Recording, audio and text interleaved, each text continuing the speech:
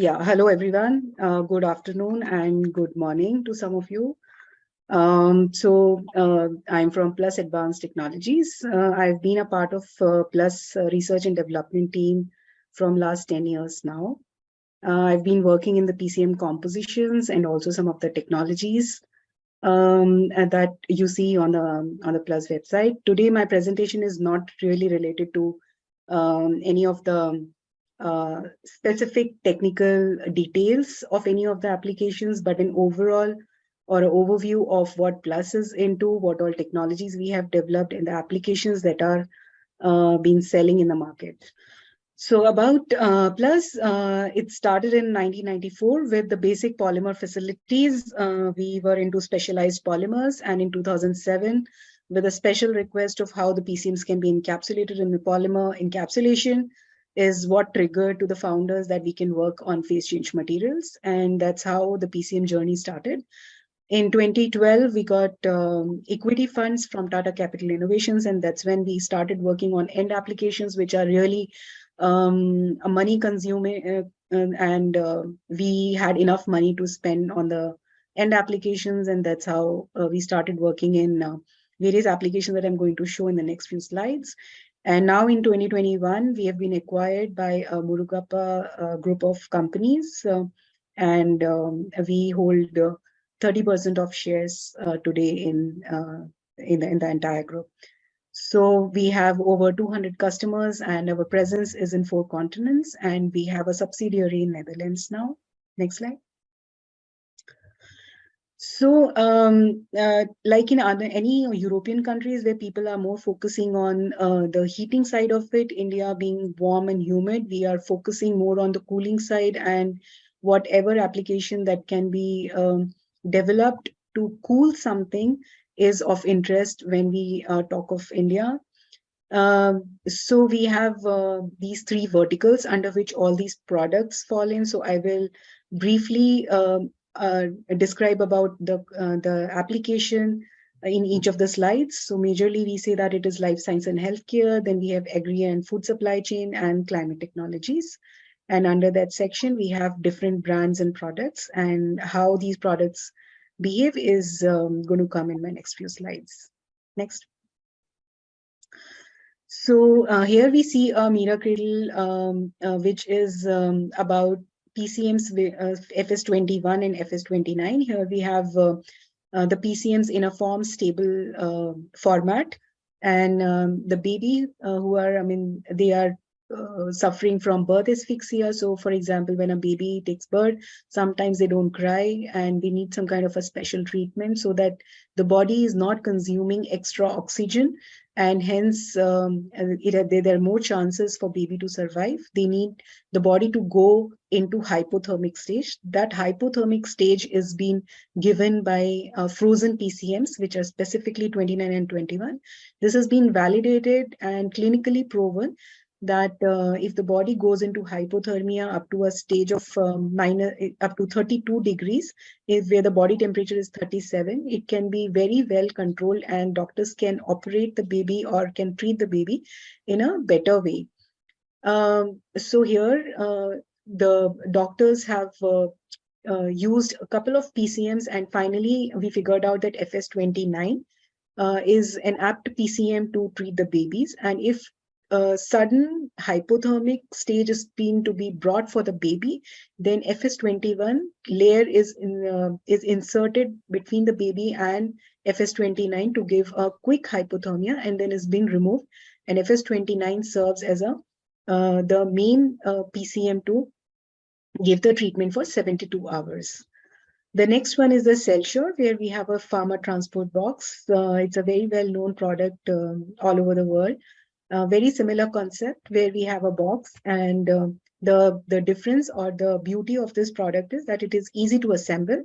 It can be just piled one over the other, and the design is such that the air in between and the layers of PCM just controls the temperature at the right temperature.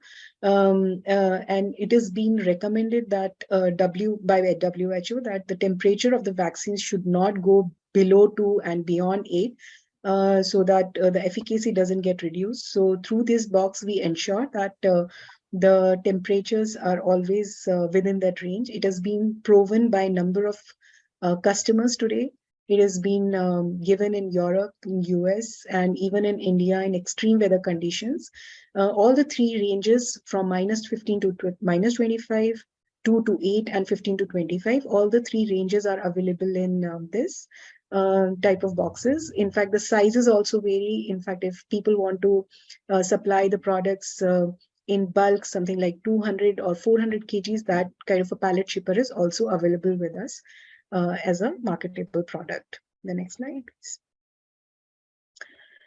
This is the section of food and agriculture. We have Thermotab Active, or also called as eutectic plates. Here, what we really do is that in refrigerated trucks, we have a cooling unit which is installed on the trucks, and while the truck is on the go, the cooling unit utilizes diesel to run the air conditioning, which consumes a lot of fossil fuels, obviously. So here, what we do is that we install the eutectic plates filled with PCM, and the cooling coils from the compressor also goes into the eutectic plates. It's pre-installed plates that we have. So when the truck is not moving, they charge it with the compressor, and once the PCM is frozen, say for example, overnight it gets frozen generally. So the compressor is detached from that, and now truck is on its own. Even when a truck driver is having lunch or is not moving, they don't really have to keep the trucks switched on to run the air conditioning. Here we save a lot of diesel.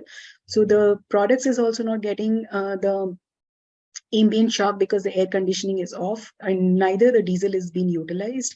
So we have Shell on board who has tried and tested this product and has confirmed that we are able to save almost 50% of diesel consumption when a reefer truck is on the go. Here the graph shows that when you have a lot of variations because the door is getting opened and closed a multiple number of times, even then the temperature is well below 0 degree, and the temperature of the product is maintained in a desired temperature range. The red line shows the ambient temperature is consistently been at 35 the entire duration, and even then the temperatures never went beyond 0 degree for that duration of when the truck was on the move. Next slide, please. This section talks about the chest freezers and refrigerator. We have a couple of times heard that when the compressor kicks in, it takes a lot of energy, and when the ambient conditions are high, there are a lot of fluctuations that we see, that the temperature when the compressor is off, the temperature rises in the deep freezer and it kicks in. So there are multiple number of cycles of kicking in and kicking out of the compressor when a normal refrigerator functions. But if we line this refrigerator with these blue pouches, I'm not sure if the cursor is visible. So if we are able to align these blue pouches along with the compressor or the evaporator coils, the PCM freezes. And as a result, it maintains the temperature even when the power outages are there. So in India, we face a lot of power outages because of the short electrical supply. So when the electricity is there, we try to charge this PCM. And when there is a power outage, because the PCM is frozen and aligned along the walls of the deep freezer, it does not let the temperature of the food product rise, and it stays within the temperature zone. So this has been again in coordination with Unido.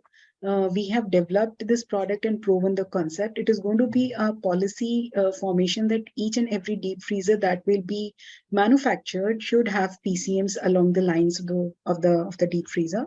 So that's the target that we have, and we are just waiting for that policy to kick in, and you will see a lot of deep freezers aligned with the PCM. The graphs that shows when you have chest freezer without PCM, there is a lot of electricity consumption or energy consumption, while when the chest freezer is with the PCM, that energy consumption is a little bit lesser.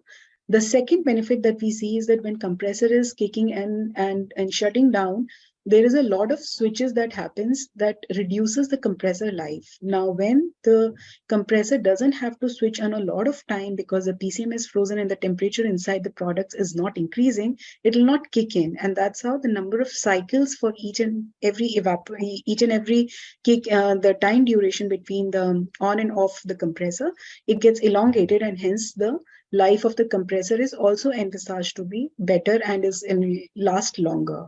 But that is still not being proven. Okay, next slide, please. This section talks about a solar dryer where we have utilized the ETC collectors. Here, the beauty is that we have not been utilizing the evacuated tube collector as conventionally being used, where the ETC tubes heat up the water and that hot water is utilized to charge the PCM. Here, we have installed the ETC tubes in such a way. This has been a patented technology that it can go into the PCM and it can charge the PCM directly without even the heat pipes getting affected by the chemical nature or the corrosive nature of the PCM. Here the graphs that shows that inside the PCM tank, the PCM melts by around 3 or 4 o'clock.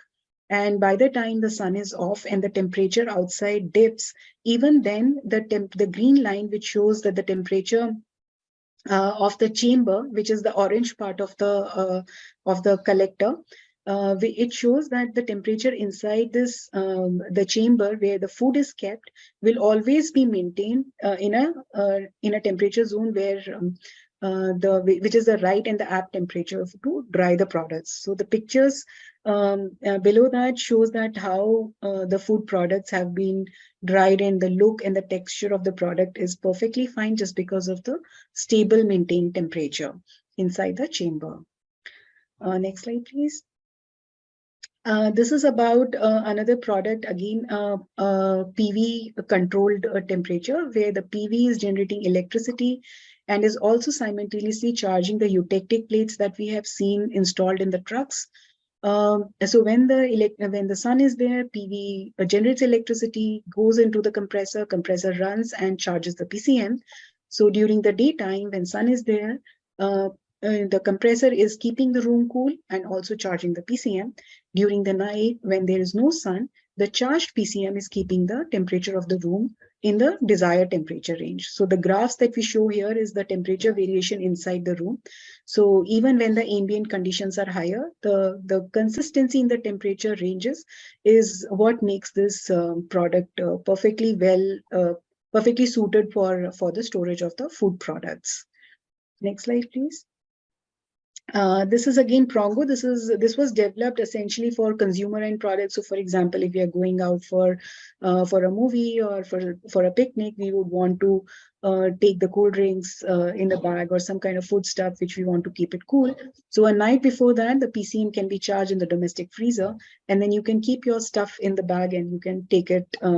Abhi, this was targeted for the consumer ends, like any of the household people can take the bag, and also there was a business model that was developed that we can provide it to the grocery stores where the ice creams or the frozen goods are kept.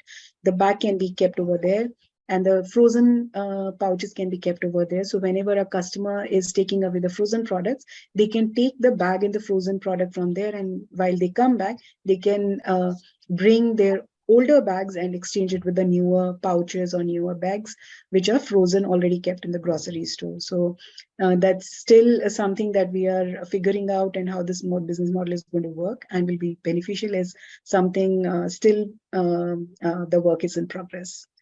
Next slide, please.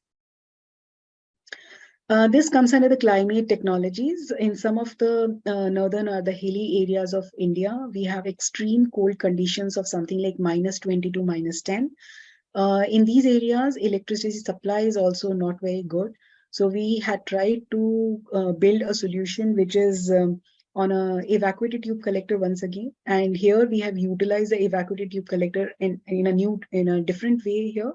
We are not again heating the water with the evacuated tube collectors, but we are heating air with these collectors. So the duct pipe that is being seen that goes into the room has got well-defined structures and the fin structures in this, which collects the heat from the heat pipe that is being generated by the evacuated tube collector and goes into the PCM bank.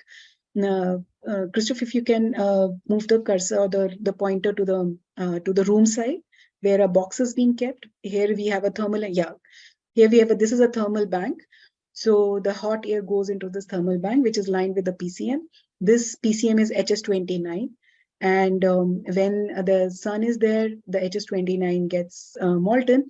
And during the night time, when the sun is not there, there are some valves which needs to be moved, and the air is being circulated inside the room, and the temperature of the room is consistently being maintained in the range of 15 to 25 degrees. So even when you see that the ambient temperature has been consistently from -10, -5 to -10, the temperature of the room has never gone up to 0 degree also. And that's a 24-hour profile, which clearly shows that the room behaves perfectly well when a thermal bank is being installed in the room. Next slide, please. So apart from all these applications, the background material that we have which goes into these applications are phase change materials. The phase change materials, we have been working in all the zones. We have microencapsulated PCMs, although these are still under development. We have started sampling and trying to develop the applications around that.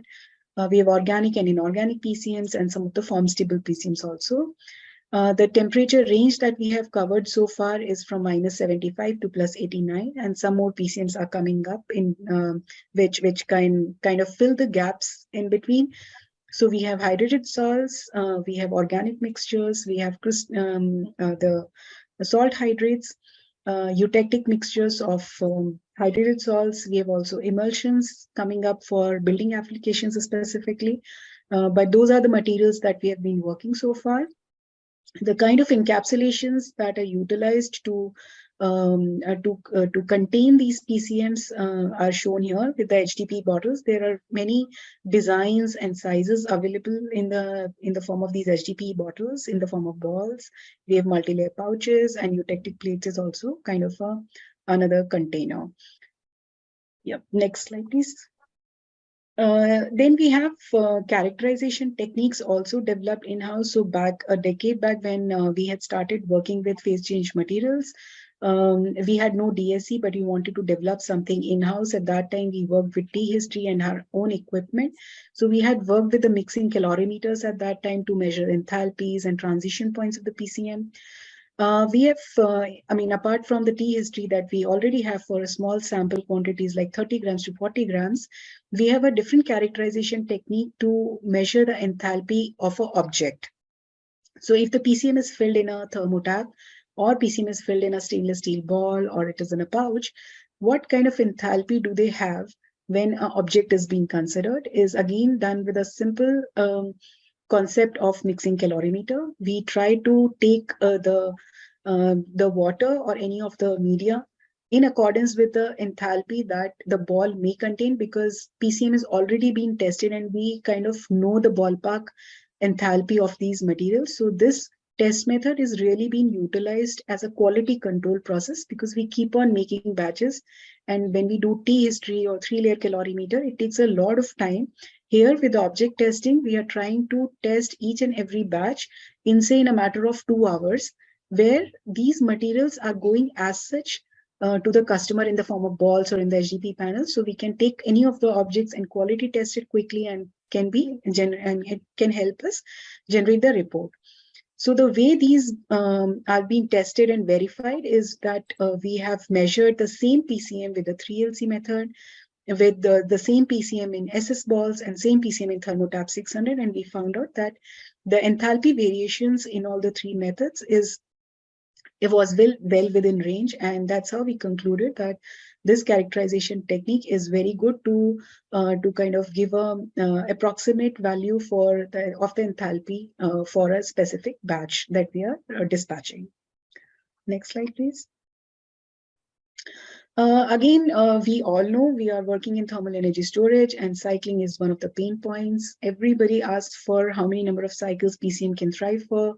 and we keep on saying that it's 3,000 or 5,000 or 10,000, and it's a very tedious process that someone has to do it manually. DSC doesn't help because, kind of when you have non-homogeneous mixtures, especially hydrated salts, it's very difficult to kind of agree that DSC is going to take care of all the salts and additives that we have added in that 1 or 3 to 5 milligrams that we take in DSC. So this method we have developed in-house. It is an automated machine. We can place almost 16 samples and it can be programmed. So the graph that you see over here we have all the PCMs that are being kept in the chamber, and we can record each and every cycle how the PCM is behaving. We have completed almost 1,000 cycles now, and each and every data can be made available. We can look back and see if the data correlates with our observations and what we are claiming to the customers. But the drawback over here is we can do only 14 cycles per day. So we have moved ahead and we have developed an automated process using oil as a heat transfer media, or water as a heat transfer media, based on what kind of phase change temperatures we're talking about. And also we have a rapid cycling method where we have a Peltier based system. Here you can cycle almost 30 to 40 grams of PCM in a matter of, say, 10 to 15 minutes. So at the rate of something like 80 to 90 cycles per day, we have been able to do it in a Peltier plate-based system. So these are all the characterization and the cycling techniques that we have. And these facilities are available for all the PCMs that we make. Next slide, please. We have the manufacturing and R&D facilities, which has been certified by TUV. And we have a DSI recognized lab here in India. So this is the manufacturing facility on the right, and left is our R&D center, which is known as CREST. It's Center for Energy, Science and Technology. So yeah, that's our facility. Next slide, please. Yeah, so thank you so much for listening. Good morning, everyone, or good afternoon, everyone. My name is Changwon Suh. I'm a technology manager at the United States Department of Energy. So today I'm going to talk about our long duration energy storage manufacturing activities. So I will explain what we are doing right now. So my talk would have three different parts. First one is U.S. Department of Energy's activities in these energy storages, right? So why we are dealing with this, and what's our cost targets, what about our several DOE initiatives. Then I would like to focus on manufacturing and supply chain innovation for these energy storages. Then I would like to use some of the examples, for instance, flow battery manufacturing as a long duration energy storage technology. Then we have two new offices, Advanced Materials and Manufacturing Technology Office and other Industrial Decarbonization Office. So I'm going to talk about that briefly. Okay, here we go. Yeah, what are we dealing with every day? Right now we have industry people, we have someone from academia. So we are dealing with so many different metrics, right? So in this case, energy storage metrics are used to assess storage technologies more correctly, right? So someone is dealing with performance metrics, like, black start capability, right? What about the energy capacity, right? So when someone is interested in cost, we need to deal with cost metrics, CAPEX, OPEX, decommissioning, cost, levelized cost, you name it. Then we have a different type of metrics like development and deployment metrics. So what about the technology readiness level? What about for instance, in this case, US global market share, supply chain coverage, something like that. So these are so complex. We are dealing with these every day, right? But among them, the most important key parameter or metric is dollar per kilowatt. Come on, we are not just talking about cost, but as you see in the next figure, we can see it in lots of complexity. But anyway, before we get into that, we clearly set our cost target. So for long duration storage and applications, we would like to achieve this goal, 5 cents per kilowatt hour LCOS, levelized cost of storage, by 2030. Within 7 years, we would like to go there. For electric vehicle application, we are majorly, talking about lithium-ion batteries, this case, but $80 per kilowatt hour, right? So question is, how do we get there, right? It's not easy. Then we need just to talk about LCOS expectation for specific technology here in this graph, 10-hour, 100 milliwatt hour system by technology. Then we have several different technologies here, including lithium-ion LFP, hydrogen, vanadium redox flow batteries.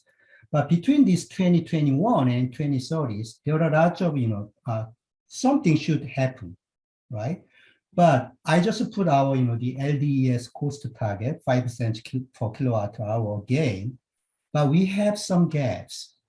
We call it as, the R&D or RDD&D gap.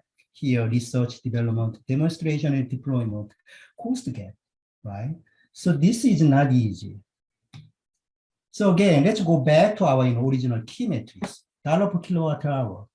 There are two ways to decrease this dollar per kilowatt hour, right? One is what?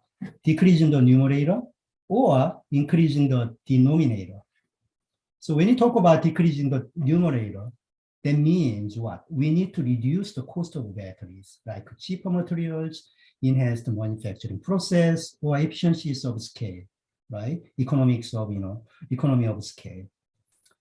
If we need to increase the denominator, that means we need to improve battery performance by using better materials, technological advance, better formulation. We have several ways to do it. But this is not easy, right? If we need to consider these simultaneously, decreasing the numerator and increasing the denominator, how do we do that? Cheaper materials with better materials? Enhanced manufacturing process at scales? Not easy, right? So there are lots of things to do within our community, okay? So here is the, this is too big.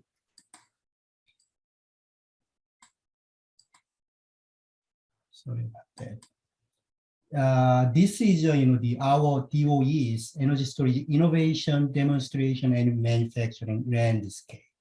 So we have multiple offices within one single DOE organization. So through this structure, we would like to touch all the things from basic research, applied research and development, large-scale demonstration, and even manufacturing. So as you see here, we have basic energy science office. They are talking about fundamental R&D, not R&D, fundamental research. So we are dealing with electronic, atomic, or molecular level of energy storage technologies. So they are dealing with quantum mechanics or physics. We have several offices for applied R&D. We have vehicle technology office. They are really focusing on electric vehicle batteries. We have another office of electricity. We are dealing with grid applications. In this case, we are talking about battery systems, flow batteries, or any other long duration energy storages. And in the middle, you can see advanced materials and manufacturing technology office. That's my office. We are talking about manufacturing R&D to reduce battery cost, energy, or emissions. Of course, we need to improve, performance of energy storages. Then we have, other office like Office of Clean Energy Demonstration and Office of Manufacturing and Energy Supply Chain Office. We are dealing with energy storage infrastructure. So we are talking about the large-scale factories, facilities, and other corresponding infrastructure. Then we have loan program office. If the industry needs some, financing thing, then we would like to help them to deploy their, energy storage technologies. This is a direct way to support our US manufacturing. Okay, what about this is the same slide there, but slightly different one. So we have several different office, but again, the key point of this slide is that DOE deals with, we consider several aspects at the same time.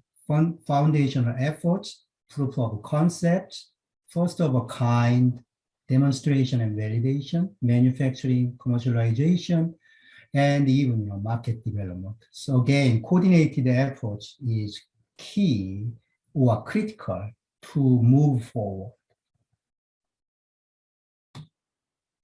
So one of the, here is, the several, our initiatives, what we are doing right now. We launched one very important initiative 2 years ago.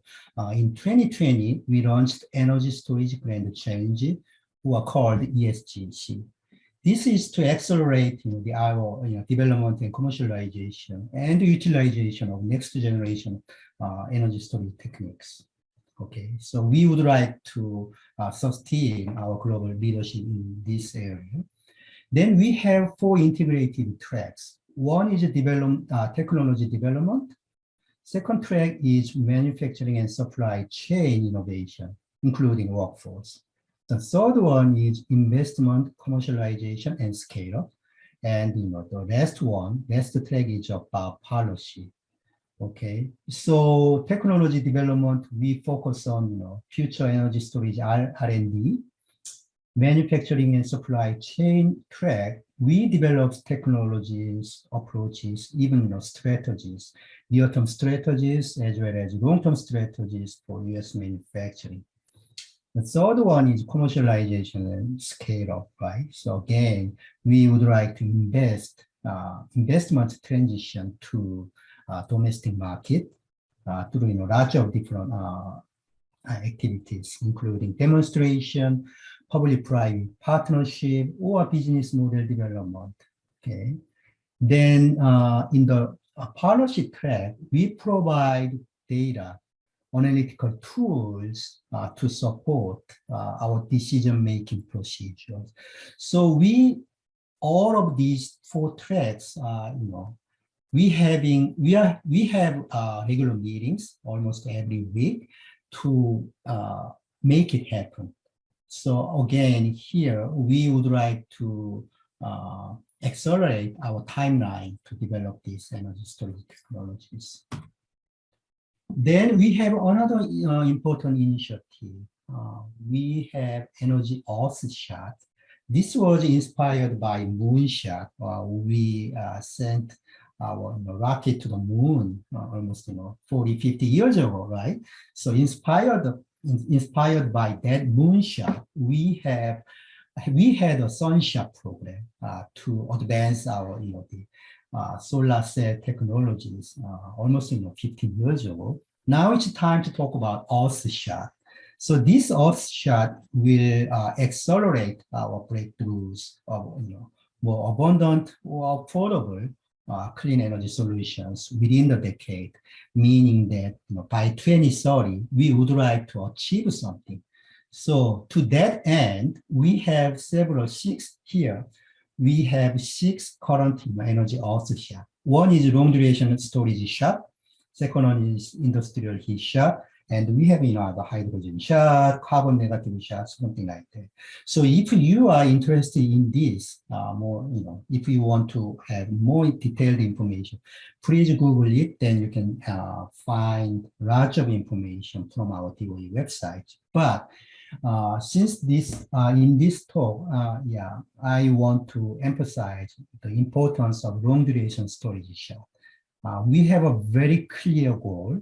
So we need to, again, reduce the cost of grid-scale energy storage by 90% for systems that deliver 10 plus hours of duration within the decade or by 2030. Okay.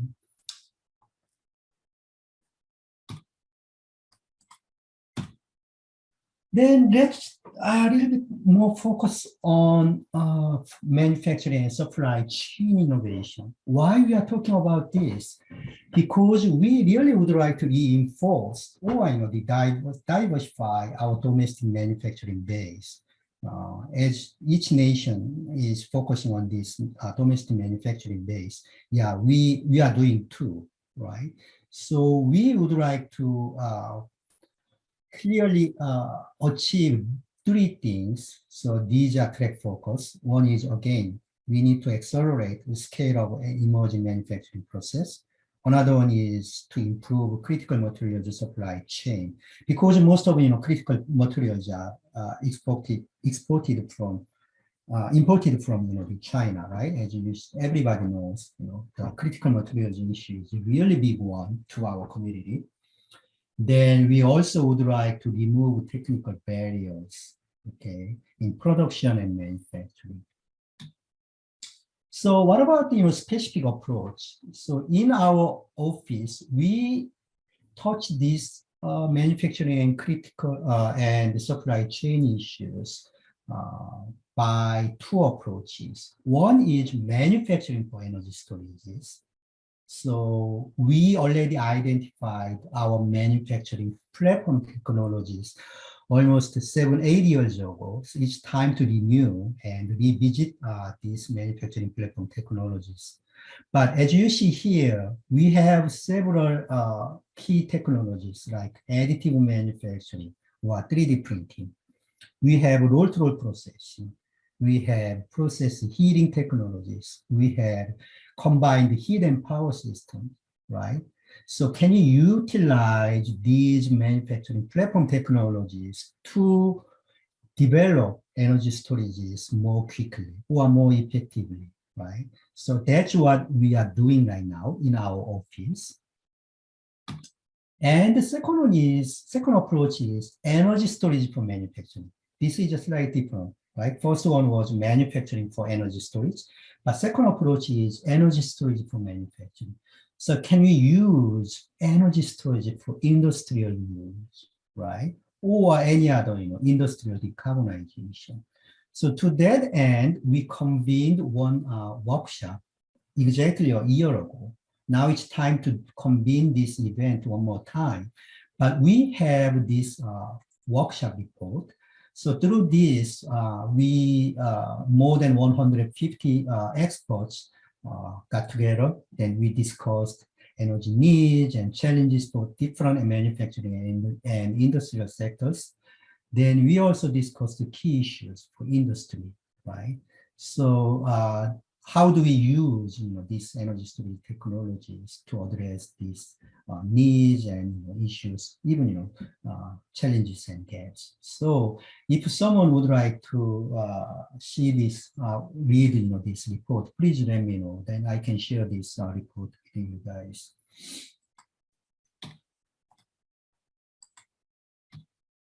All right. Yeah, we also within DOE, we are still trying to identify key manufacturing challenges across storage technologies. But I would like to say different energy storage technologies face a range of challenges. We are not talking about one single challenge, right? Even in this flow battery case, as you see here, I put several dots here, right? Materials sourcing is a problem. Raw manufacturing cost is also challenging for flow batteries. How do we improve performance? Bipolar plates is a key component, right? So scale of issues, manufacturing issues, supply chain issues. So again, we are not talking about single challenge. We are talking about a range of challenges, right? So that's the key message here. Then for specific example is a flow battery. Yeah, I got this technology readiness level versus manufacturing readiness level graph from the Bloomberg NEF. Thank you for this. But flow battery is quite mature. Yeah, flow battery sits in the middle. But the point is manufacturing is still inefficient and very, very expensive. We don't have the middle size of companies to manufacture this. We have several big companies who are extremely small companies only in US. Right. So how do we develop these flow batteries in terms of manufacturing. I'm talking about that. We are not talking about basic science. So there are lots of ways to do it, but we are still developing the ways.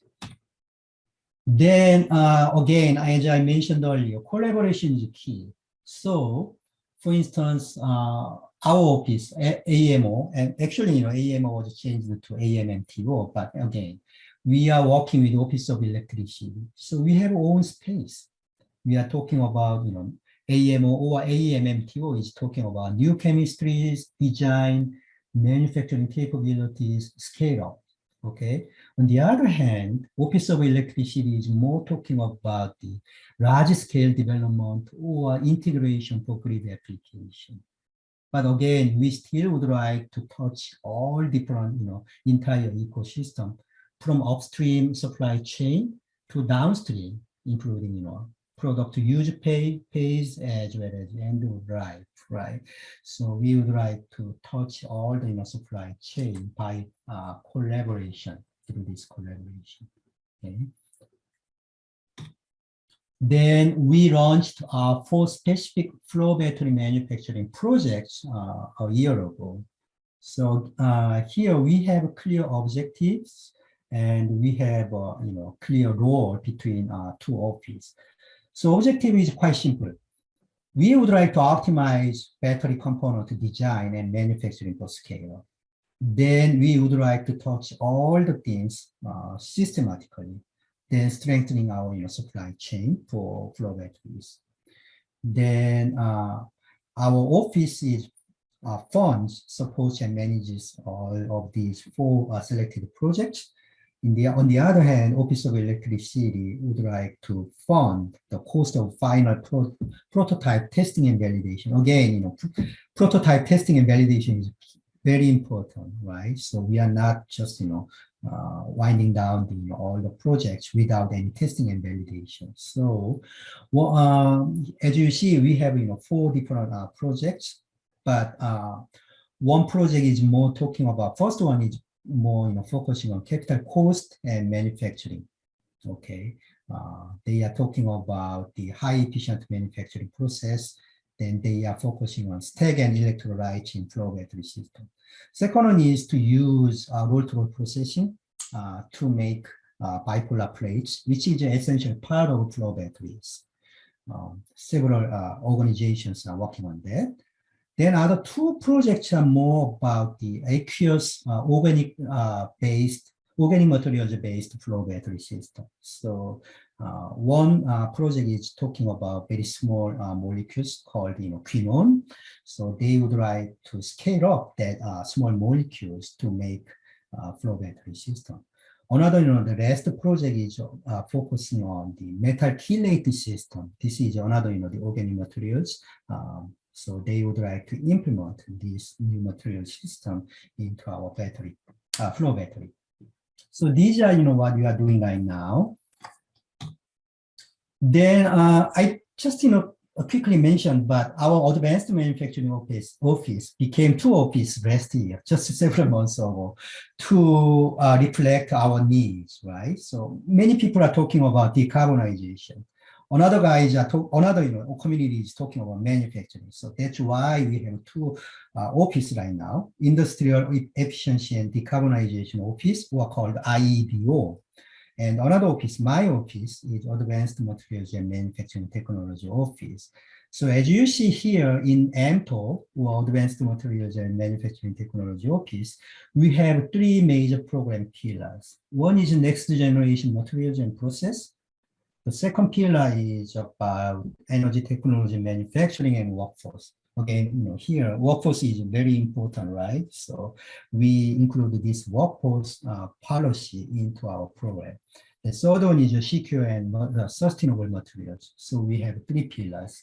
On the other hand, IEDO side, they are talking about energy and emission intensive industries, and they also have technical assistance program to assist our the industry people.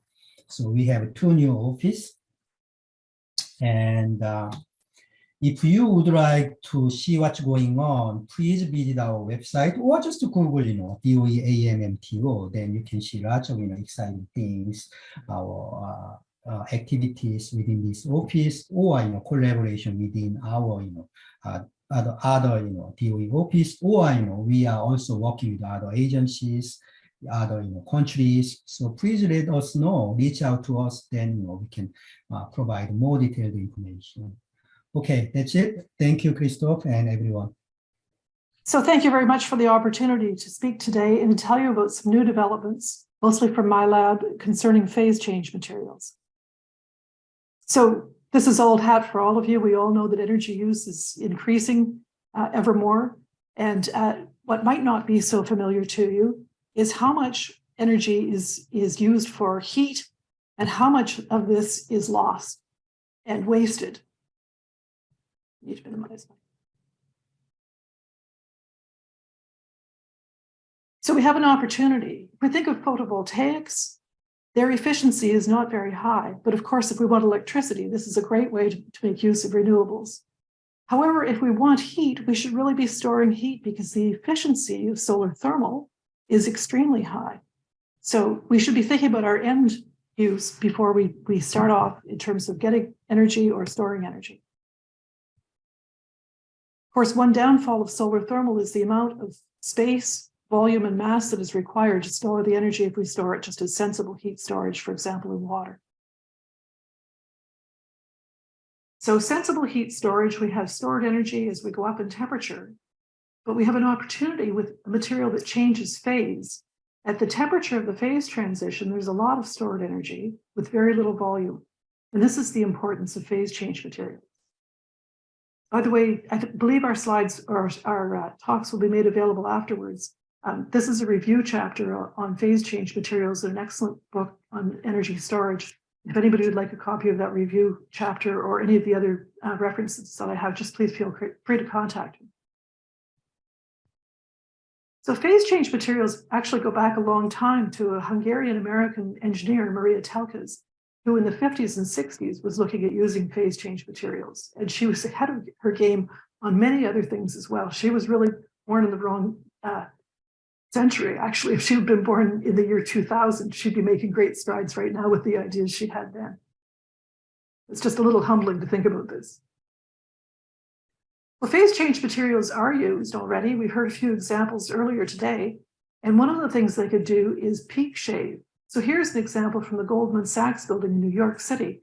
They have chillers in the basement that are chilling basically water, freezing it to ice at nighttime, and then using that to run their air conditioning system through the building, saving $50,000 a month on their summer energy bill, which is pretty substantial.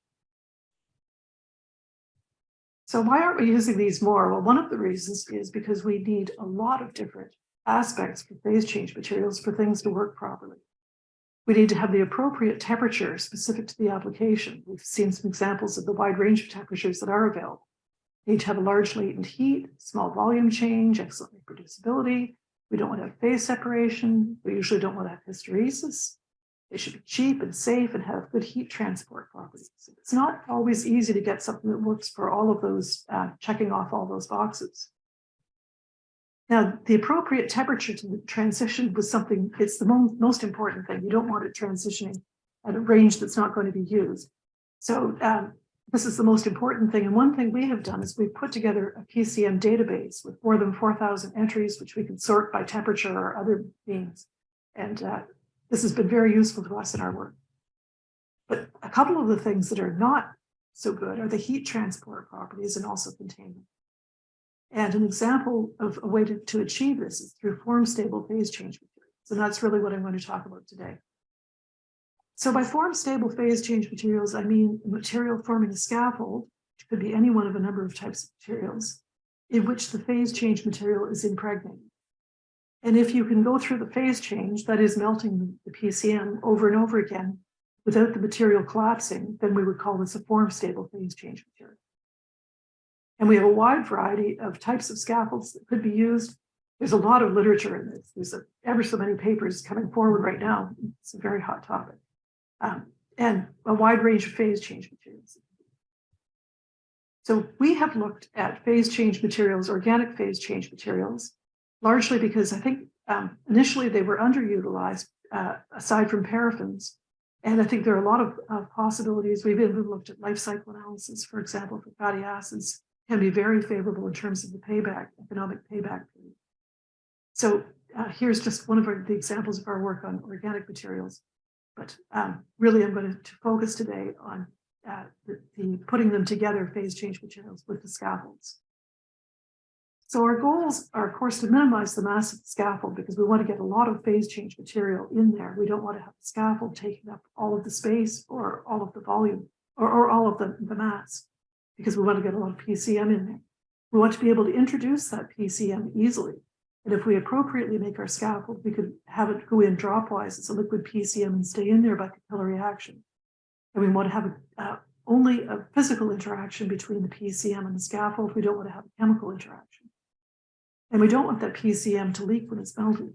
That's our ideal situation. And we found that hierarchical porous structures are the best for this because they keep the PCM in with capillary action. As I mentioned, we want the composite to retain its shape, making the form stable. And we want the composite preferably to have enhanced thermal conductivity relative to PCM. It would be great if it was hard and shapeable and made of inexpensive materials. So that's what we've been trying to do. So we've been making form stable phase change materials using a high porosity scaffold. I'll tell you a bit about how we make those in a minute. We have been looking at porosities between 70 and 90 something percent, 90+%. We want them to be mechanically stable. Again, we heard about thermal cycling, that's very important. We want the PCM to be held into the pores by capillary action, and ideally with no further encapsulation and enhanced thermal conductivity. And some of these materials can even act as a nucleation setter, as I'll mention at the end of my talk. So the materials we've been looking at are scaffolds made of alumina or titania or alumina with carbon or a carbonized polymer. And we've had a range of phase change materials we've looked at: fatty acids, polyethylene glycol, paraffins, salt hydrates, and other organic materials. So this huge paper actually it has a lot of scope in the types of phase change materials in their different types of scaffolds and what's been more successful than others. So we've been making these scaffolds by a process called freeze casting. We take an aqueous slurry, let's say it's a ceramic, an aqueous slurry of a ceramic, and we freeze this in one direction from the bottom to the top as shown here, forming, in this case, pillars of ice, but it could be layers of ice, depending on the additives that are in the slurry. And then we remove the ice by freeze drying. So the ice is a fugitive template. It's a pretty green process. It's using no organic templates. We're not burning anything out. We freeze dry it and then sinter it, and we get finally porous scaffold. And it's an additive process, so we're not losing the pore materials. And that makes it a bit greener than some other processes. Now here's a picture of the scaffold looking into one particular scaffold. This is alumina scaffold with hexagonal channels that were remaining after the ice has been pumped away. And we could fill that with PCM, and we fill to a very high fill, more than 90% of the pores are filled.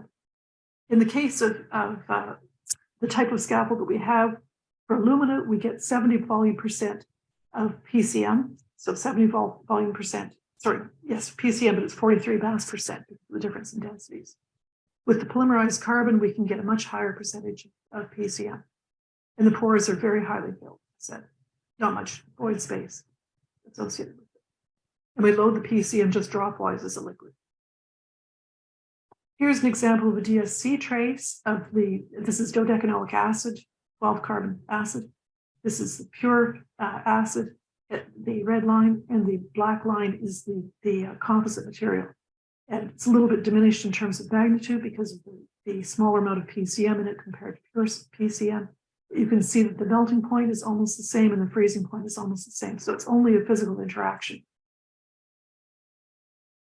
And if we take a sample, and it looks like a piece of chalk, but it's much more complex than a piece of chalk.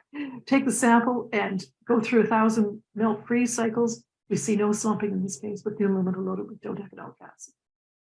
Looks and feels like a waxy piece of chalk, actually. Now, quite impressive is the thermal conductivity. Now, the thermal conductivity of this material is anisotropic. Could it differ whether you're measuring across the sample or along the growth of the ice direction? But pure PCM has a thermal conductivity of about 0.15 watts per meter per Kelvin, and either along or across the sample, we get between 2 and 3 watts per meter per Kelvin. So we get a significant enhancement in the thermal conductivity because we need to get the heat in and the heat back out again. So the thermal conductivity enhancement is relatively important for organic phase change materials, where the material itself has poor thermal conductivity, PCM. So we can get delta H of fusion up to 80 joules per gram. That's not very high because of the relatively low loading, but the enhancement of thermal conductivity would make up for this in some applications. And we see the hardness is also quite good. These are quite hard samples and they could be even shaped. These are just grown as cylinders because they're grown in a cylindrical container. They can be grown in different shapes as well.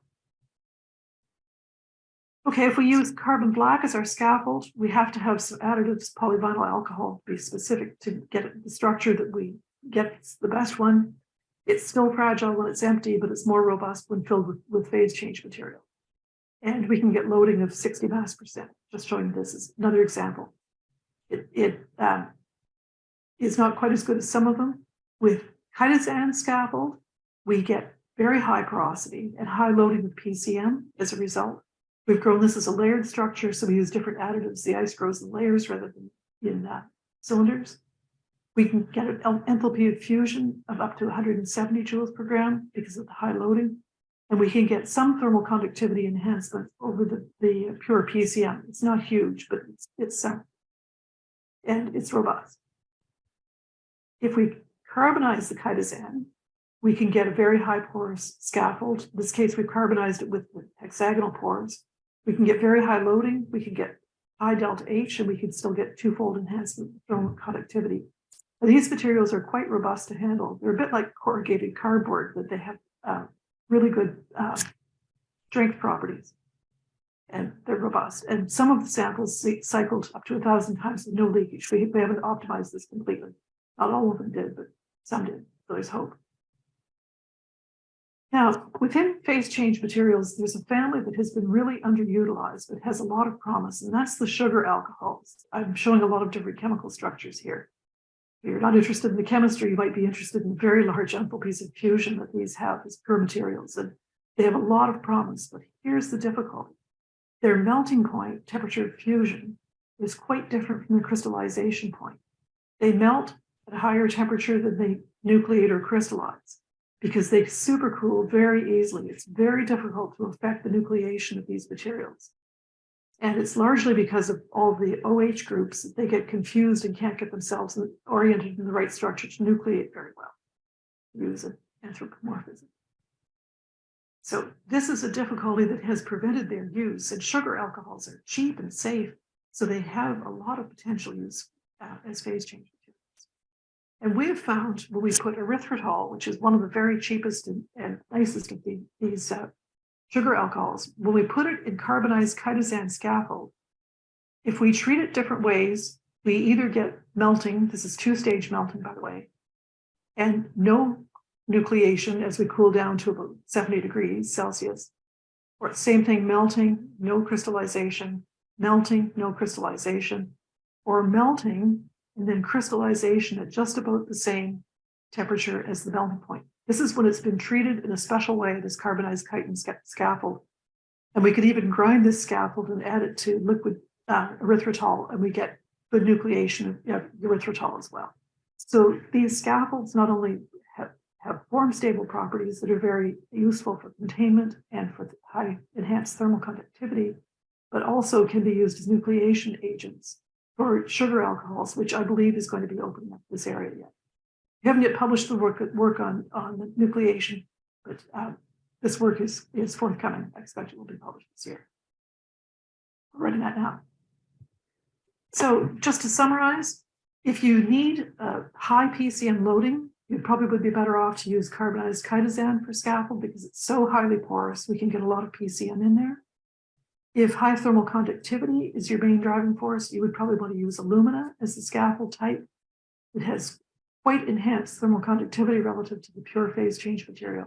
Or if you wanted to nucleate a sugar alcohol, you could use the carbonized chitosan that's been treated in a special way. So we can satisfy a lot of needs for phase change materials making use of these. We have opportunities because there are many other ceramic materials that have not been looked at with scaffolds and other types of materials as well, and other phase change materials that haven't been looked at in this. And our goal is to collaborate with industry to see these materials used, because our goal is to see storage of thermal energy in a more efficient way. And this will probably solve some of the problems, not all of the problems, concerning phase change materials.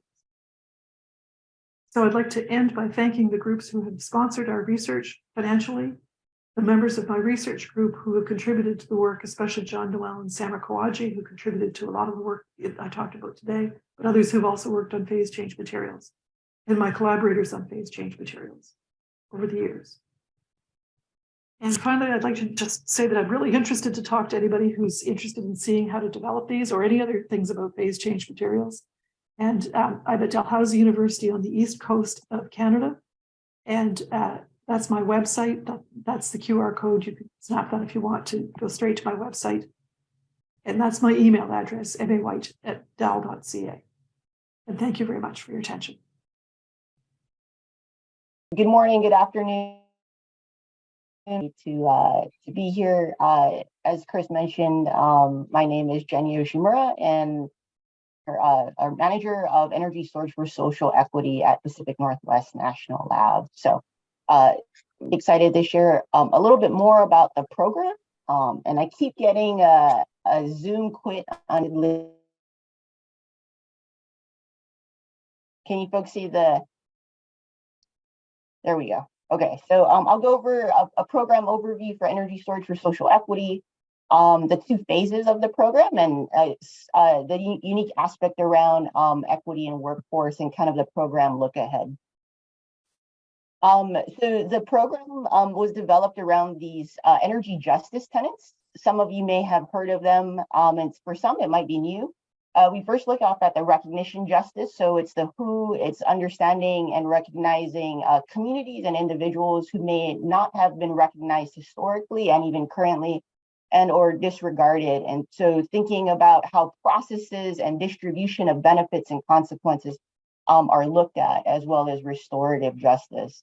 The program looks at different inequities within the energy space and households around energy burden, energy insecurity, energy poverty, and vulnerability, and seeing how energy storage fits and supports moving these inequities forward to more equitable outcomes, whether it's curbing demand charges, helping look at energy affordability and or resiliency, both grid and with a community perspective, and potentially even the generation community wealth. So why energy storage? We're looking at the flexibility of how energy storage, when applied either at a community and large scale, and or within a smaller scale at residences, how that flexibility can support goals of a community and or household. Broad uses and different applications for energy storage to support community goals, whether it's accessibility, affordability.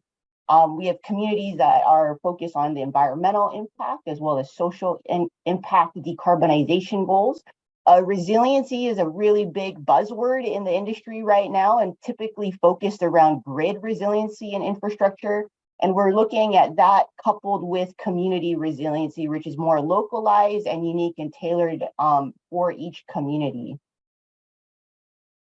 I mentioned the program is broken up into two phases. Phase one is led by Pacific Northwest National Labs, and that was the recruitment, application, and the technical assistance phase. We're in the process of transitioning to phase two right now, where our colleagues at Sandia National Labs will be leading the PDDA phase, or the project development and demonstration phase that ultimately gets communities to deployment of energy storage system. What's distinct about ES4SE is we try to simplify application processes and intake forms, remove a lot of barriers for applicants interested in technical assistance, linking eligibility to need, and then also multitude of different solutions. I mentioned we've incorporated equity in workforce, which I'll talk about shortly, in addition to trying to solely look from a technical perspective. And so trying to find this balance of both meeting community needs, equity, social benefits, coupled with technical solutions. We looked at incorporating space and creating space for communities to build a network with each other. So have a minimal footprint from a Department of Energy national lab perspective, and allowing communities to network and knowledge share with each other. And then connecting direct funding, whether it's to PDDA for deployment and or potential funding opportunities at a federal, state, local level, philanthropic level, and grants that can support communities beyond ES4SE and really achieving the goals of their community, energy and non-energy specific. We have partnered with an external panel through the recruitment phase and application phase, and also the selection phase. The panel and these leaders across the industry provided both the labs in the development of program, but also checking biases in the selection process that we may not be aware of. And so very grateful and thankful for these leaders and their partnership in the selection of the 14 communities that you see on the screen. We have communities that are made up of rural, remote, urban, tribal, non-tribal, indigenous communities from the East Coast of the US to the West Coast and Hawaii. Let's see, diving a little bit more into what is technical assistance. It can mean many things. There's a variety of TA programs led by the department and funded by the Department of Energy. And I would say it's uniquely tailored to each community and participant based off of what they need and how we scope projects. We have economic analysis coupled with technical analysis, whether it's energy storage sizing to on-site renewable energy generation and different load analysis. We've put together microgrid workshops and are in the process of continuing that for communities based off of what their needs and their scope of works are, as well as assisting participants in funding applications. We have a federal emergency grant, and some of the requirements in that application is pretty lengthy and requires a substantial amount of knowledge to complete their benefit cost analysis. So supporting communities even for further funding assistance. TA is there's no financial transaction between the lab or DOE and these communities. We manage all of that, all of the funding and budget behind the scenes and within the lab. This is a quick overview, just summarizing the different analysis and kind of sizing of systems that the team has done so far. We've looked at microgrid sizing for interconnection with utilities. Some communities don't have the access and or education in how to connect with utilities. So leveraging the lab's experts and engineers to provide a pathway for engagement with utilities for interconnection in addition to just the sizing. We have off-grid systems where we have communities that don't have any electrical infrastructure or utility infrastructure. So supporting off-grid system sizing for household and community needs, as well as PV and energy for commercial and residential building, educational building, and then resiliency that make up trees and churches, which you folks will see examples shortly. So I'll go through about six communities within the program for some context around how TA and what TA looks like within ES4SE. We have the Makah tribe on the Olympic Peninsula in the state of Washington on the northwest corner. This tribe is being impacted through climate change and needing to relocate from the coast up to the mountain. And so assisting through understanding their cultural and cultural heritage and history in the co-development of 2 microgrid solutions, as well as 2 resiliency hubs. If a tsunami hits and coupled with an earthquake, this tribe will be completely cut off from any other infrastructure and needs and resources for a long period of time. And so the resiliency hubs and microgrids will help them be, I would say, self-sufficient and sustainable anywhere from 6 to 12 months until resources can get to that location. IECA Solutions in Georgia, they're looking at a resiliency hub in Savannah to help support 25 to 35 people within an outage scenario of anywhere from 4 hours to 7 days. Additional resiliency hubs in Atlanta, Georgia are being looked at the Metropolitan Library and Southeast Library locations, along with their neighborhood Union Health Center. Cherry Heights Indian Community of the Trinidad Rancheria, their casino is currently being used at times to serve as a local Red Cross shelter. They're wanting to expand that shelter for more disaster type scenarios and optimizing their facilities all the way up to 2 weeks for a resiliency location. And so partnering with them and looking at different funding mechanisms, even through USDA, which is the agricultural department, for potential funding. Coast Electric Wastewater, this was the only utility that was selected as part of the 14 participants in our first cohort. They have funding and partnership to support 2 solar plants, one at their northern plant and one at their western plant. And they're looking at integrating energy storage to help curb and reduce demand charges for their customers. So currently assessing what that looks like in partnership with the consultants that they have on board. Honor the Earth is a partner with White Earth Nation in Minnesota. They have a Pine Point school that has on-site renewable energy that they've looked to expand. They've asked us to do analysis to couple wind with energy storage for longer durations.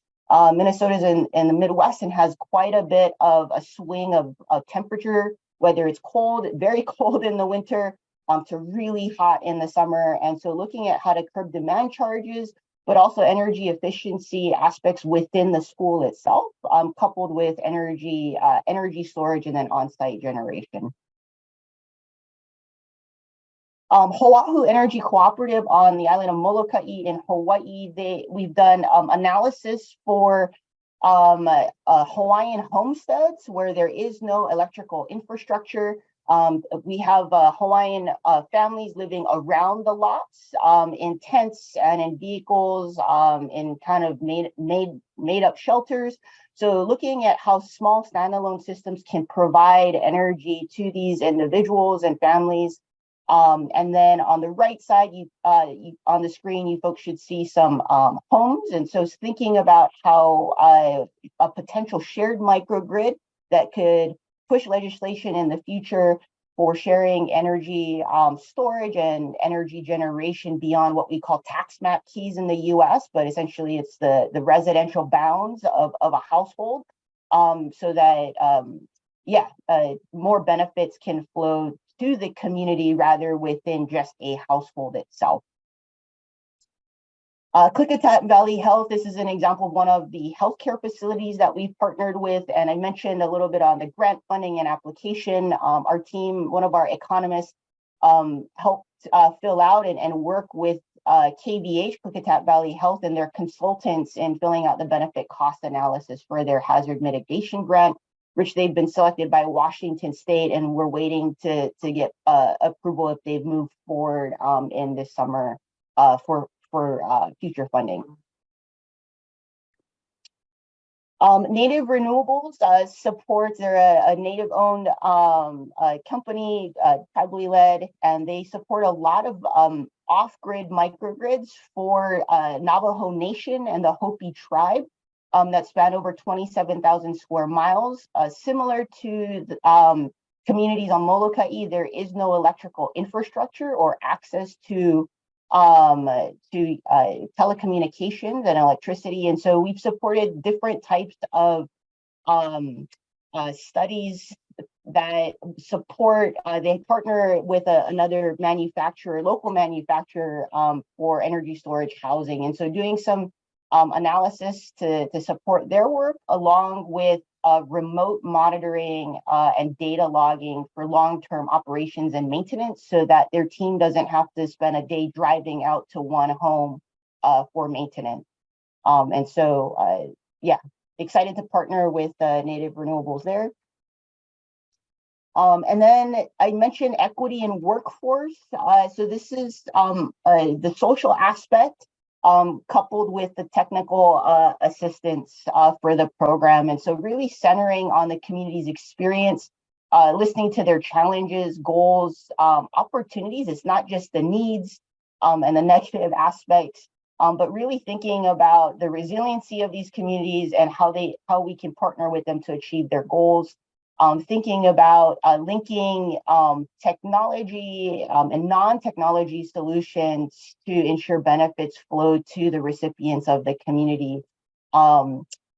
We've heard and we see at times technical experts come into a community, build something and then leave, and those skill sets never I would say get amplified within that community. And so we've been focused a lot on capacity and skill building, workforce development, which will ultimately help with economic development for sustained benefit within those communities.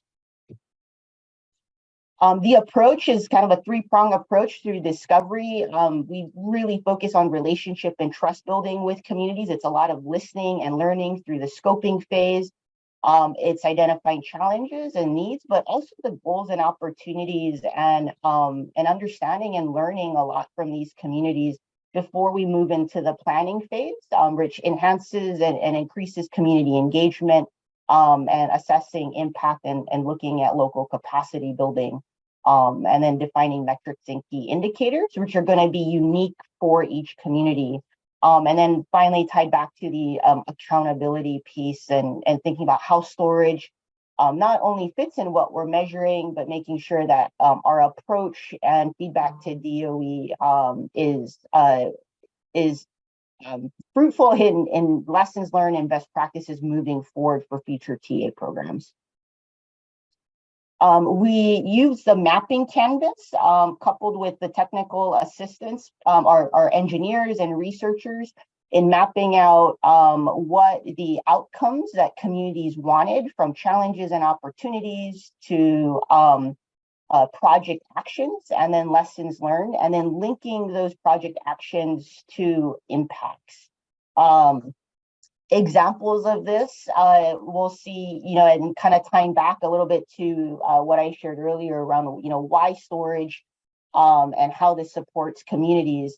We see resiliency through resiliency hubs, decrease of cost and addressing the affordability piece on energy burden, supporting communities and organizations where there is no energy access.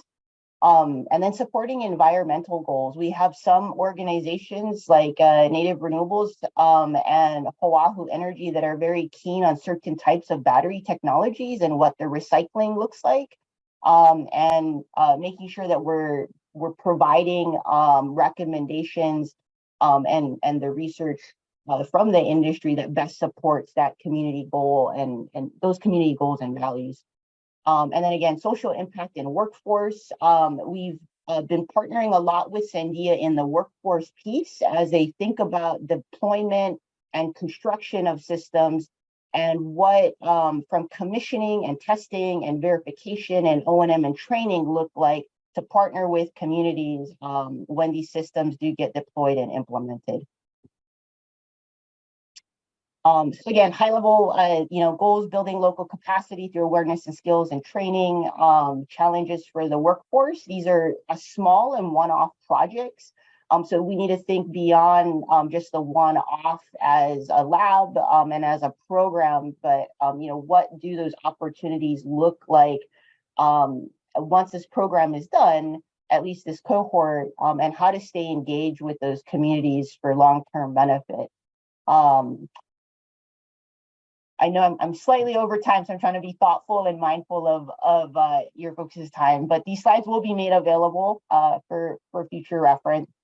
I do want to talk a little bit about project deployment and development here. There is the intention, although the slide says at least 5 communities will be selected. There's a desire and I think goal to try to fund as many of the 14 communities as possible to equitably disseminate that budget.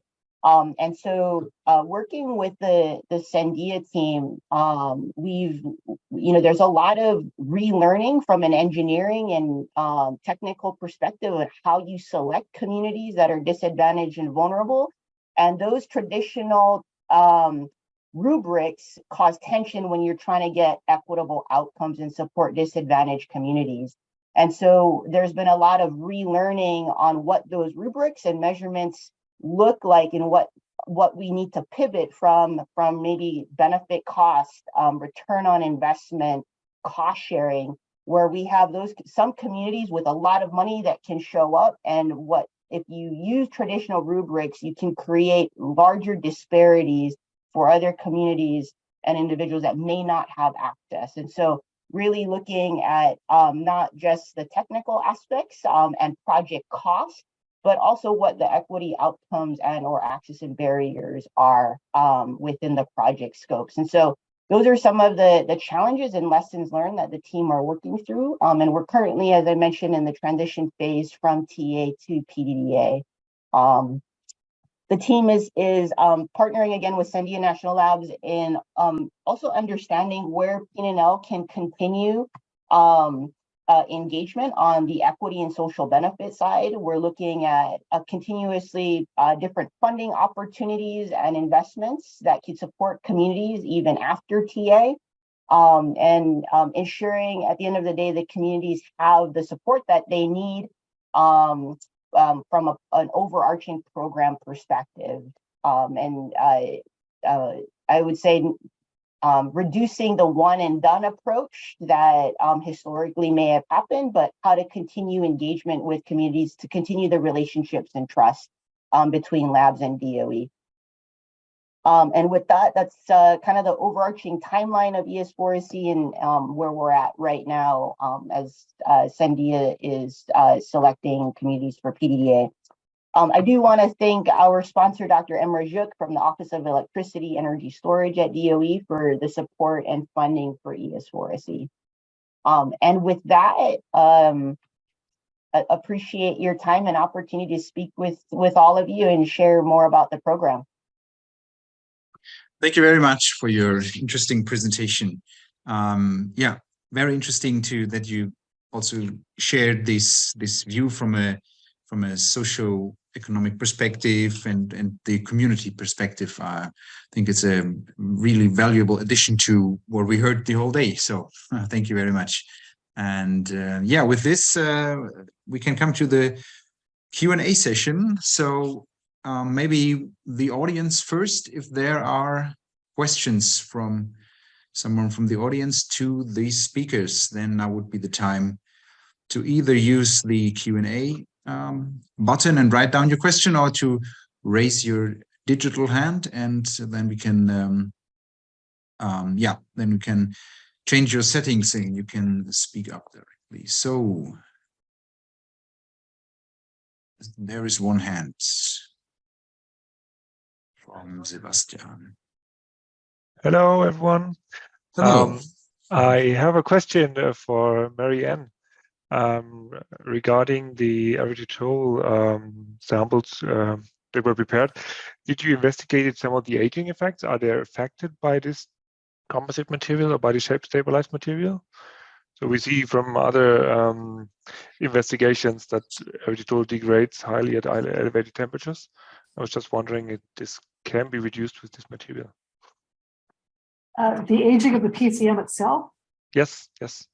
Okay, so depends what type of PCM you're talking about, whether there's aging.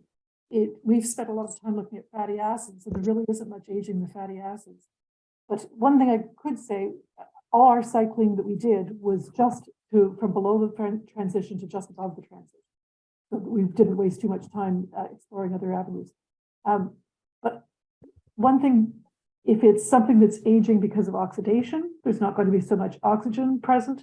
If it's inherently inside the composite material, so you could say that it should prevent aging from that perspective.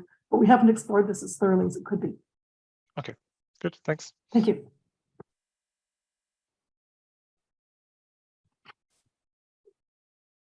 So, any further questions from the audience?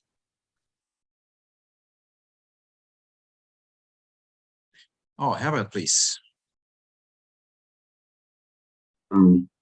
Just as a follow-up to this aging, because I'm also intrigued a bit by this discussion. Yeah, the impression I have, but I may be wrong here, that especially if you go to higher temperatures above 150 degrees, you get into problems with stability of sugar alcohols.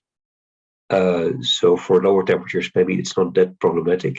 But I was curious, at one hand, the aging for erythritol, I don't know, Sebastian just mentioned if you go to higher temperatures. I was wondering what he means by higher temperatures. And the other question is also, we did have problems with oxidation of mannitol, for instance. And we found that whereas if we enclosed the PCM, we could somehow, to some extent, control it. Also, if we integrated it in a porous carrier material, this porous carrier material we had also tended somehow to promote the degradation again, maybe because of oxygen present in the material or whatever it was, but we got into more trouble again. So yeah, to both of these questions, I'm curious to hear more. Well, we like to think of the scaffold as being inert, but it actually has, we know it has some chemical properties because it helps the nucleation. And that certainly have to do with oxygen on the surface because it's helping the erythritol nucleate. So there's lots to explore here yet. One thing I will say about erythritol, and I kind of glossed over this, is erythritol also is prone to polymorphism. And we don't get the normally stable polymorph when it nucleates or when it melts, but it does go back to that after a while. So yeah, that's another issue. Yeah, indeed. It's not completely inert, but it's actually all that does is move the transition temperature a few degrees. So it's so important from that perspective. But it was well, interesting. What say also when we did testing of mannitol, we saw also there we have polymorphism, but actually the carrier material graphite we used somehow tend to promote one of the forms, so we got less issues with polymorphism. So it was interesting to see. Yeah. But what is the maximum temperature you have been using in your sugar alcohol? I would say the highest temperature we've gone to is probably around 100 degrees or less than 100 degrees. I'd have to check to be okay. We've gone to very high because we like to put the PCM in dropwise, so we're heating the scaffold to be able to do this. So it's easier to work with yeah, can imagine. Actually, it's easiest to work with things that are liquid at room temperature. And we've done that range too. So. No, clear. But yeah, so I'm still a bit in doubt about, say, using sugar alcohols for the higher temperatures. And yeah, I think that was maybe also what Sebastian was referring to.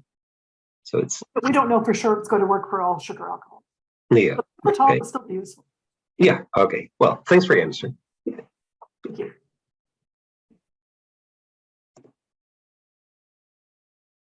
So let me see, are there further questions from the audience to one of the speakers?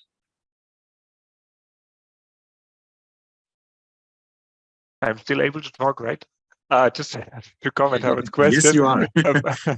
About the temperature. We tested it for 130 and 140 degrees Celsius. Okay. So slightly above the melting temperatures, exactly. Yeah. Okay. And yeah, we did a publication about that with argon and nitrogen as air to prevent the oxidation and the degradation in the end. But yeah, it's rather difficult to do that. Okay, but you also clearly saw oxidation at these temperatures. Sorry, can you tell again? But you did have problems with oxidation at these temperatures and even degradation in the nitrogen environment, I understand. Is that Yes. correct? Yes, exactly. Yeah. Yeah. Okay. Okay. So then maybe it's even more tricky than I thought, these temperatures. So it's okay. Thanks.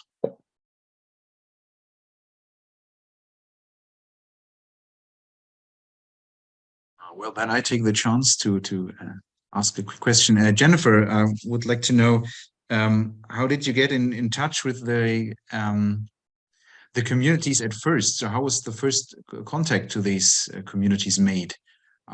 Did you approach them or vice versa? Yeah, no, great question.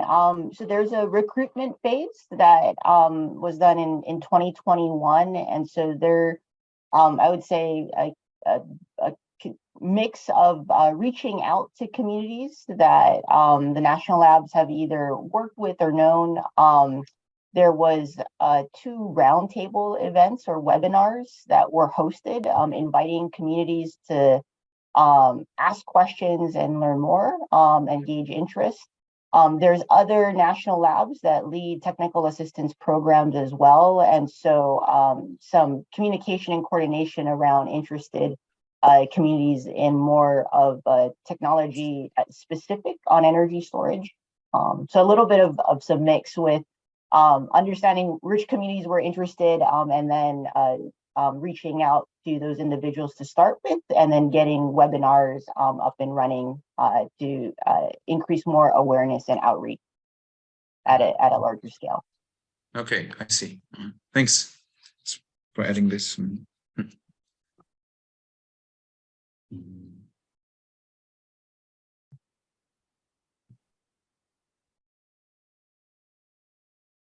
So if you're still online, I'll check my notes because I have a few more questions, but maybe someone else would like to take the chance and ask. If not, I have a question to Nidhi.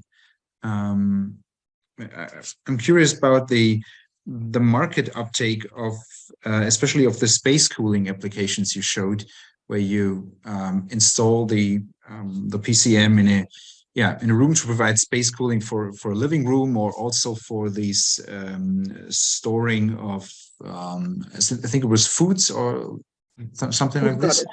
Yeah. So how is the market uptake of those advanced technologies for space cooling? What's your experience there? Yeah, so the areas where the agri produce is in abundance in one season, something like tomatoes, pineapples, strawberries, they are in abundance in one season, and then it just goes extinct as the season changes. So farmers, they pluck the fruits and vegetables during those time and kind of get the right storage media in these rooms, and also drying facilities, because of which they have been able to sell their products in a fresh state rather than in a rotten or a overripe form during the season when it goes extinct. So because of this, in India, we have been eating pineapples for the entire year, or the vegetables are available the entire year. So whatever you want, it'll be a bit expensive, but it is available if you want to have it. So that way, there's been overwhelming responses from farmers in the areas where agriculture is in abundance. So with respect to the solar cooled room, and if we talk about the space heating section, during the areas which are hilly, where the electricity is not there, because of no pollution and less population, the air is clearer, and it's always at an altitude. So the sun is very intense. So we cannot fail to harness that energy in the right form, in the form of thermal energy, and hence it gets utilized to a great extent.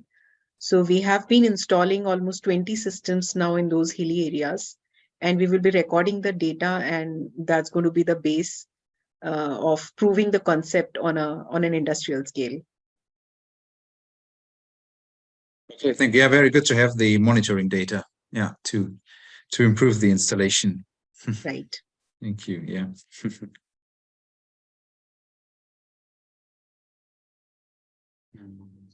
We would also have a question. in the chat now for you, Nidhi, as well. So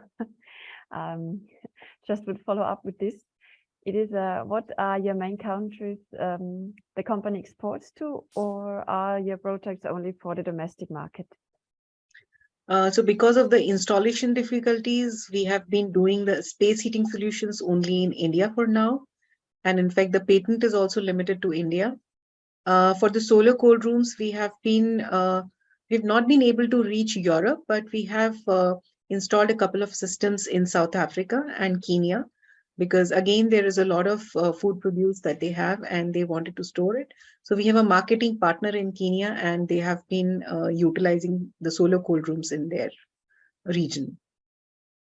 Okay, thank you. I guess it's answered with this.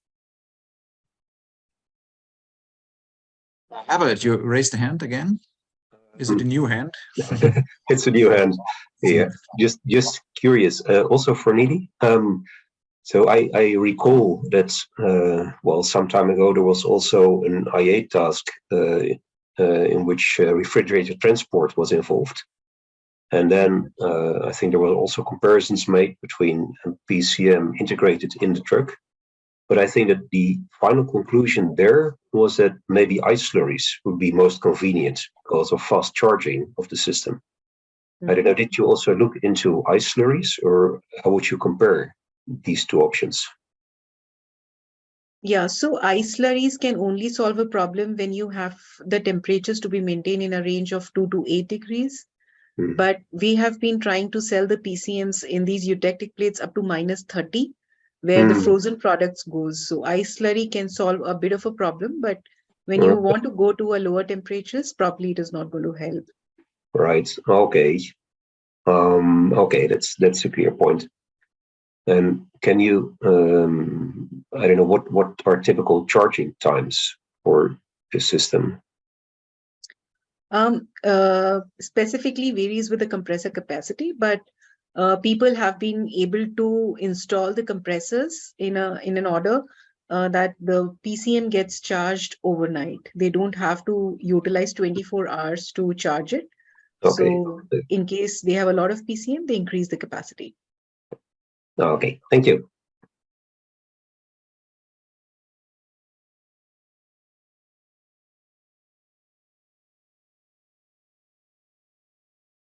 Okay, there's one more question in the chat, also for you, Nidhi, which says, can you say a couple of words about the insulation for the cooling rooms? So there are a variety of insulations available these days. It will probably depend on country to country, but most prevalent insulation materials people have been using is XPS, that extruded polystyrene, and also polyurethane foam.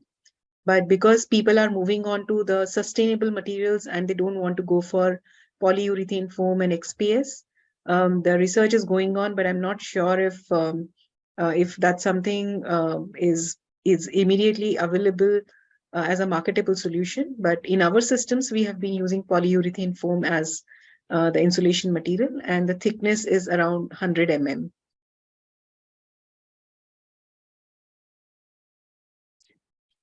Many thanks. I guess this should answer it as well, the details. I have a quick question to Changwon.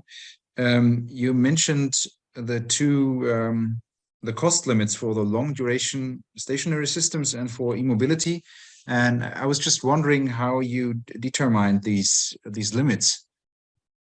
Yeah, it was based on our market and cost analysis that was done by the DOE national labs, including PNNL, Pacific Northwestern National Lab, and other national labs. But again, I put some information, detailed information over there. But let me open that one.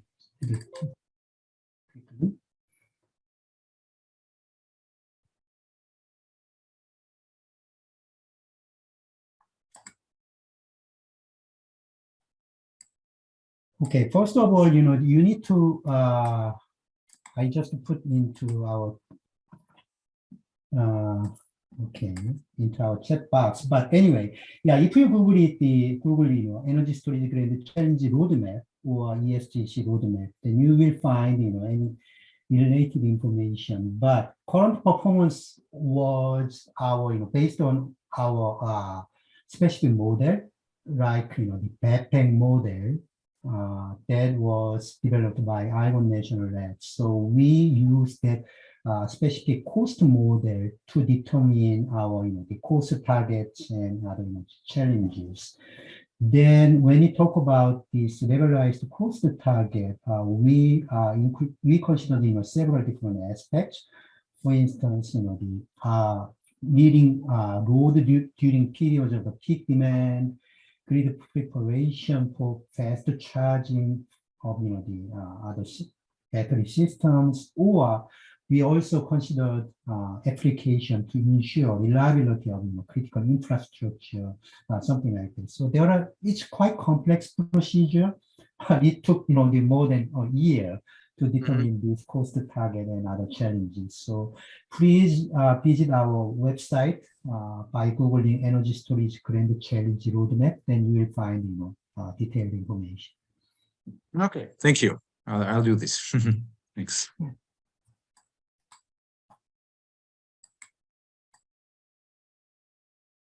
Well, with this, I would say we are coming to the end of the first day of the Enerstock online conference. Yeah, as I already said, we can shorten the wrap up. So most important, I would like to thank all of today's speakers for their presentations, for their availability in the Q&A sessions. Some of them for getting up very early today, so I appreciate that. To make this online conference happen. Well, I'm very happy with the first day. We'll have a second day tomorrow, again at 11 to 15 Central European time. If you're interested also to join the conference tomorrow, please use the same links as of today. That's right, Stephanie, or it's the same link? Yeah. Yes. It will Okay. be the same. So if not, please interrupt me. And so I think that's for the organizational part.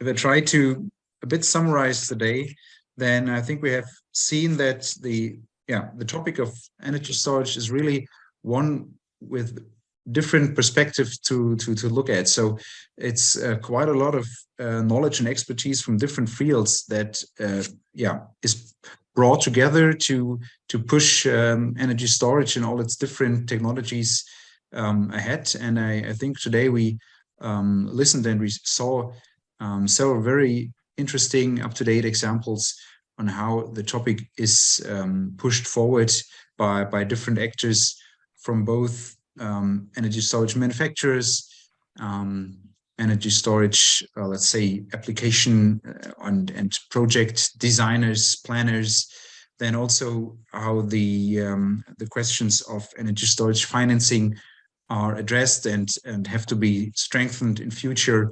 And I know we also saw that there's still lots of interesting questions to look at for the R&D community to further improve technology aspects, manufacturing aspects, material aspects, and bringing all of this knowledge together.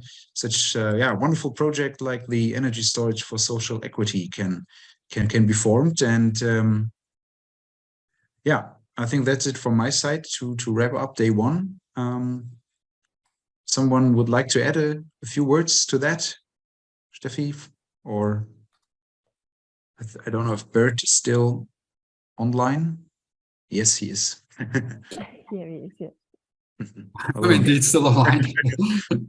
No, my wrap up here, I had some bullets, but you already mentioned some of them. So if I look to the time, it's maybe not.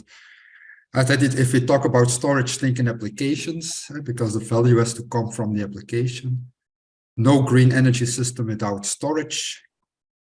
Always keep in mind the difference between power and energy, because you need different solutions for that. Energy efficiency stays key. And then the grid constraints that we're already facing, they offer also opportunities for local storage. I also wrote down that it's not only about ancillary markets, but also the wholesale market is part of the business case today. And we also still have to look or still have to educate and give more information to investors. Still a long way to go. And then I was also quite surprised about that PCMs are everywhere, and a lot of applications, even in healthcare. And I wasn't aware of that. And don't talk about moonshots, talk about earthshots. And then, yeah, also last but not least, it's not about technology, but also about social aspects, community, capacity building, and stakeholder engagement. So that those were some takeaways I noticed here today. So also thanks a lot to you, Christoph and Stephanie. So, and also maybe, as I said, it's the first time we are organizing this. So I should say also that all the feedback is welcome. Put them in the Q&A even, so we can only learn about that. Because we thought that it would be useful to have such a smaller in-between online conference. So we are looking to your feedback also. Thanks, Christoph. Thanks, Bert. Thanks for your additions and remarks and the closing words. So with this, see you tomorrow.